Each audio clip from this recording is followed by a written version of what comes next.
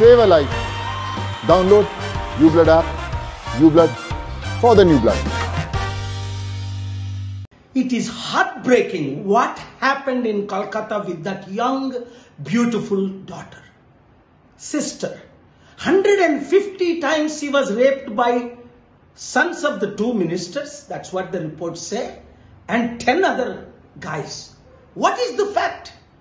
Why these guys are allowed to do this? Again in Maharashtra. 4-year-old by a 23-year-old boy.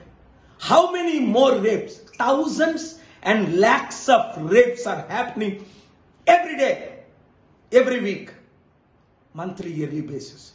I thank Chief Justice of India. I requested him to take this as a suo motu.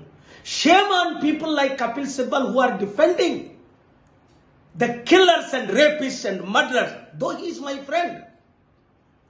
Parliament, if I would have been member of Parliament or Prime Minister, Chief Minister, I would strictly implement the laws we have, create new laws, there won't be any rapists left over. Yanta ghora, yanta papa, yanta aviniti. Ee bloody bastards ki casket chesi padeyala. Shoot chesi padeyala. Andika appudu Anjali Kumar garu undetappudu నేను America నుంచి call చేసి ఆ డాక్టర్ని rape చేసినప్పుడు encounter చేసి పడేది తీసుకెళ్ళానా. నలుగురిని encounter చేశారు కేసీఆర్ గవర్నమెంట్. వీడు నేను చేశానని ఒప్పుకున్న తర్వాత ఇంకేంటి 10 సంవత్సరాలు 20 సంవత్సరాలు ట్రైల్ అవ్వడమా? ఈ లోపుని 10 లక్షలు 10 కోట్ల మంది రేప్ చేయబడ్డమా? ఏం జరుగుతుంది మన దేశంలో? 22 అరబ్ కంట్రీస్ లో జరుగుతుందా? 56 ముస్లిం కంట్రీలో జరుగుతుందా? ఎందుకు? అక్కడ చట్టాలు వేరుగున్నాయి. ఇంత టార్చర్ చేసి రేప్ చేస్తే నోరు మూసి కూరుకోవడమా? డిబేట్లు రాజీవ్ గాంధీ విగ్రహం పెట్టాలా? ఎవడు? అరే 14 మంది ప్రైమ్ మినిస్టర్ విగ్రహం పెడితే పెట్టి అర్థం మానేసాయి.